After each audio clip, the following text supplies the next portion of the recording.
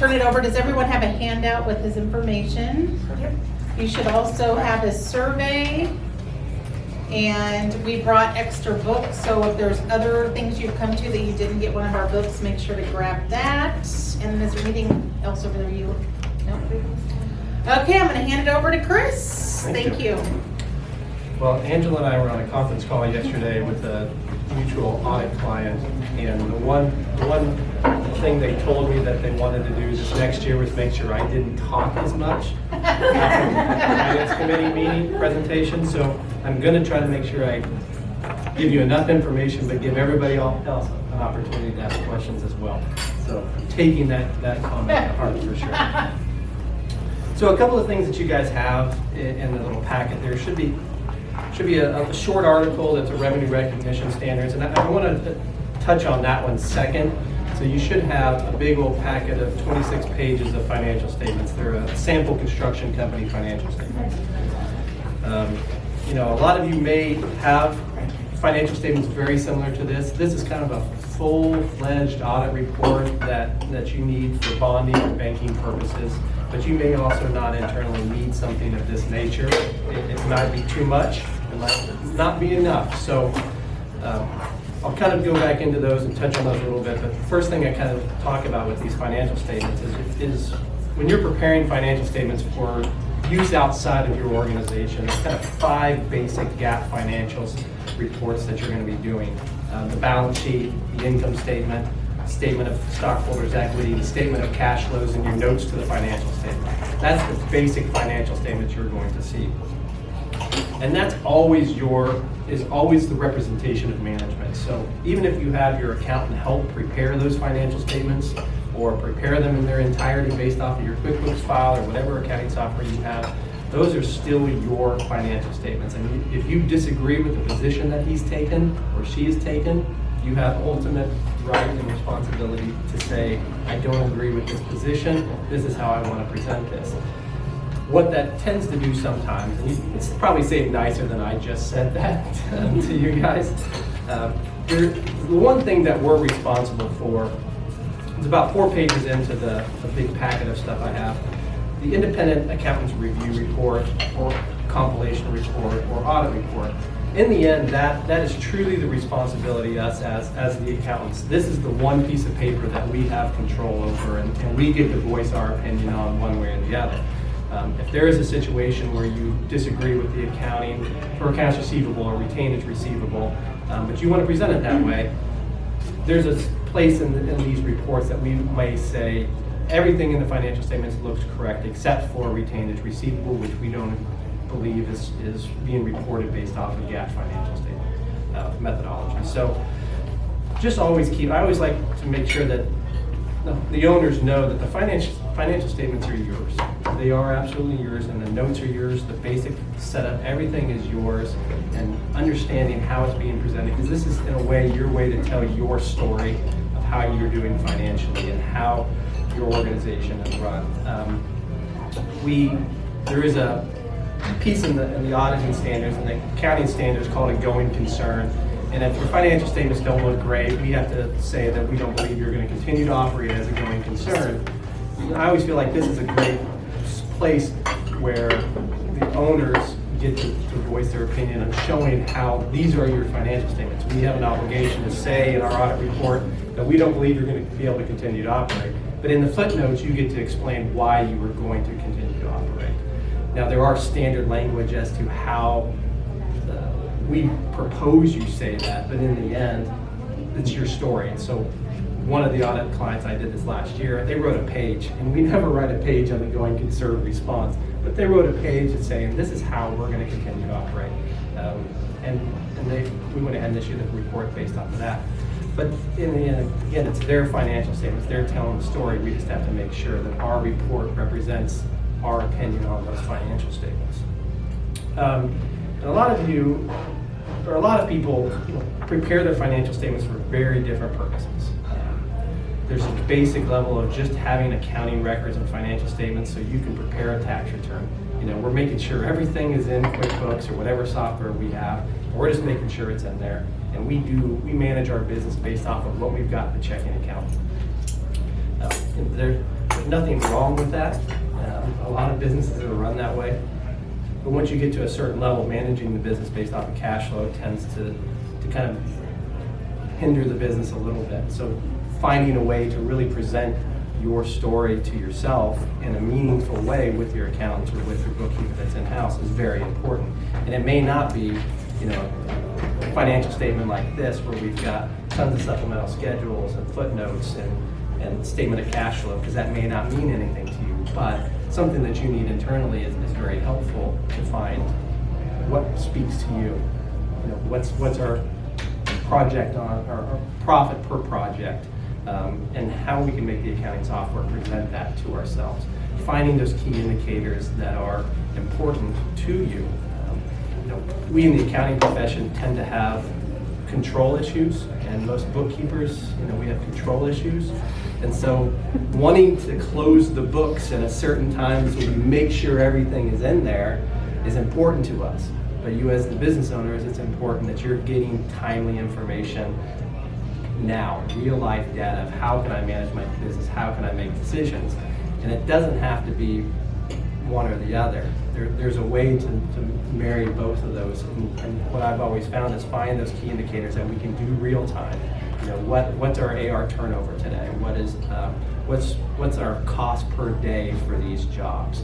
So you know what your goals are, and we don't necessarily have to close the books in the traditional way that we always close them as accountants. But we still get to close the books, prepare the financial statements we want, but you as business owners continue to get those key indicators on a timely basis, or setting up reports within your QuickBooks with your accountant that you can just pull that data in and see what your key indicators are to make sure you're running and operating the way that you expect to operate without seeing a full-fledged financial statement. So again, remembering that these are always yours, these are always your responsibility and for you to manage your business. These full-fledged ones tend to be for people outside of your organization. These are for shareholders that aren't managing your business. These are for the bank. These are for the bonding company. And what they want and what they expect out of those financial statements could be very different. The bank may not need a full-fledged financial statement like this. They may just need a compilation report, and they may not need footnotes. So understanding really what you're presenting, the story you're telling, to who the end user of those reports are is very important, because putting something together like this is pretty time consuming and it's pretty costly to you business owners. So understanding who the end users are is vital to determining how we're going to present something.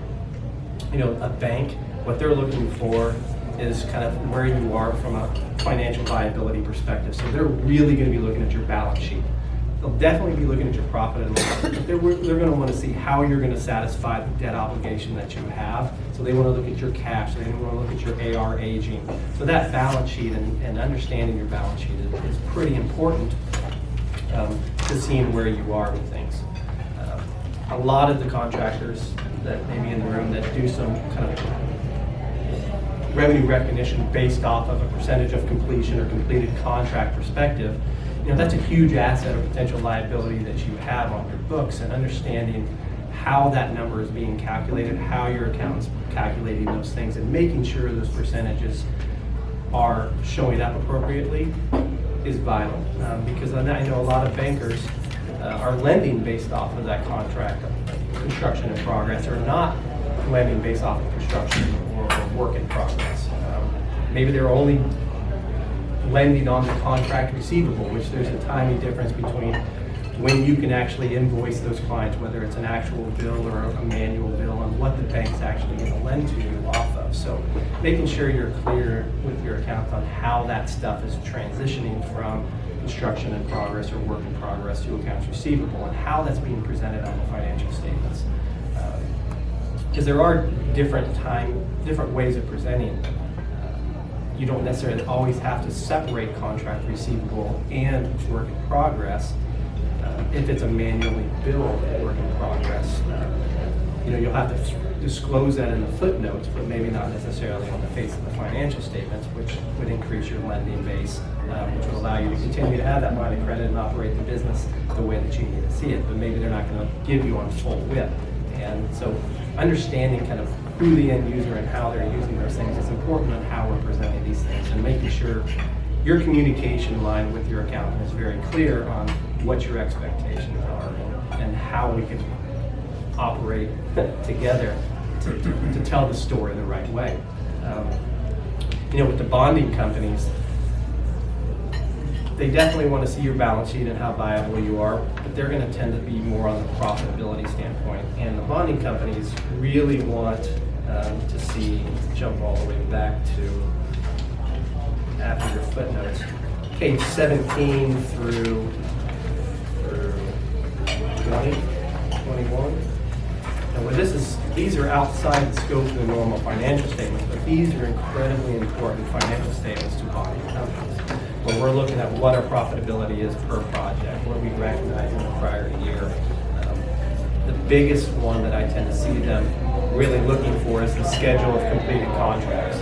That's a huge one that the bonding company is relying upon to make sure that you're adherent to the bonding agreement. And also the schedule of contracts in progress. So those two by themselves are really important when you're doing that construction, a percentage of completion or completing contract method of recognizing revenue. So the bank may not need these reports, so asking your accountant to do a review report that has all these things and the bank doesn't actually need those, that's just increasing your review or audit fee because it's going to take more time to actually do this work, to present these in this way. So if we can scale that back to have, we just need a basic financial statement put up to the bank, then let's do that. And these are not easy. We ask a lot of questions for you guys to actually put these together. So, am I talking too much or not? So kind of a couple of footnotes that are in these financial statements that are pretty important is the contract receivables. And the reason why those are important, because there's a lot that goes into contract receivable. There's completed contracts, there's contracts that are still in process, and there's retainage receivable. And the banks and the bonding companies all see those as something a little bit different in what they're willing to lend on. So understanding when you're presenting these things, making sure your reconciliation of accounts receivable or contracts receivable in your footnotes makes sense to you. You understand it, that you agree with it, and the accountant didn't misrepresent something that we may have seen in your financial statements. But making sure that contract receivable is clear is really important for your financials. The debt footnote is also really important. Mainly for banking purposes, because again, they're going to be looking at, are you going to be able to satisfy the debt obligations which I have? And the face of the financial statement generally just groups everything. We've got long-term liabilities totaling $10 million. We've got short-term liabilities totaling X. And the bank's going to want to see, well, how is that structured? And we have footnotes that explain every structure. Of that $10 million, $1 million is this, and here's the terms of it, interest rate, so they can kind of map out how that debt is being played out from a cash flow perspective. So making sure that you're clear on your debt footnote is pretty important as you're presenting to the bank. And one that's not, I wouldn't say is heavily used is the footnote for backlog.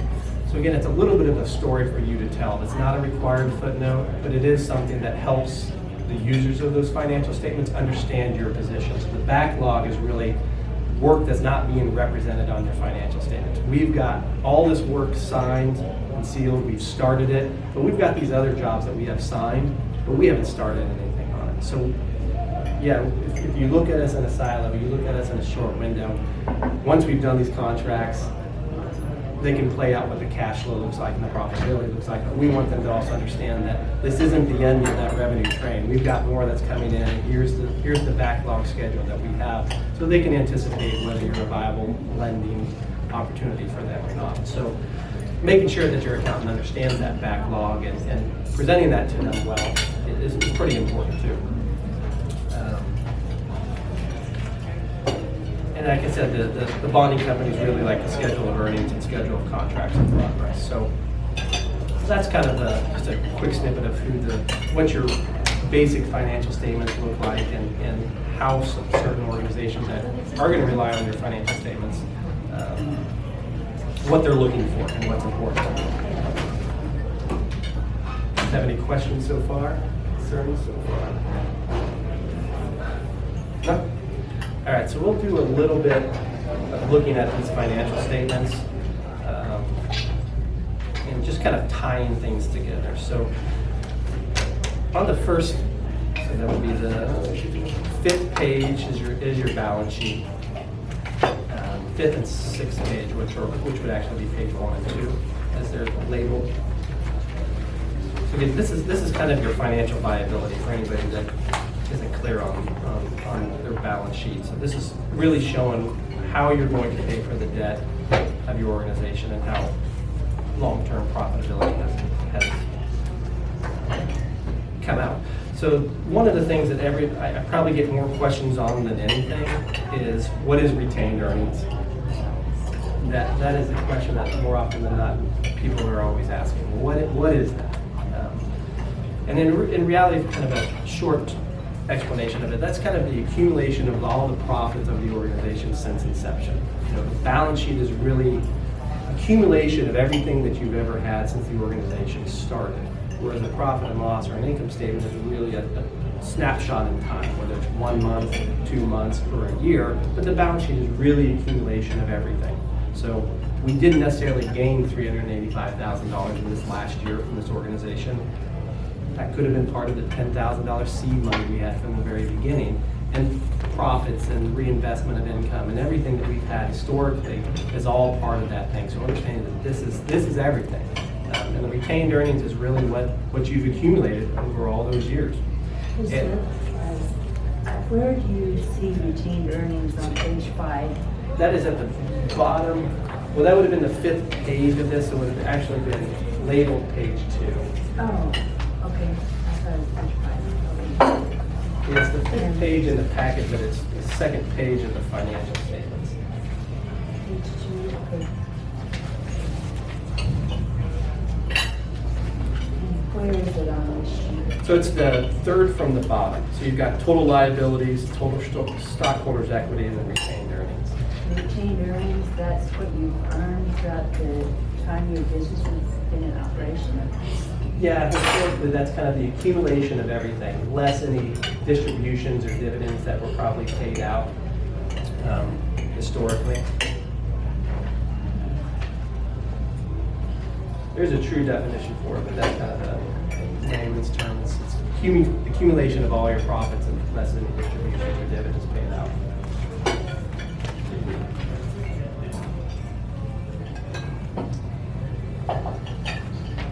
And in a way, it's a little bit of the net worth of the organization. And the basic accounting formula is your assets equal liabilities minus equity. Most of the time, it's kind of a assets minus liabilities equals retained earnings.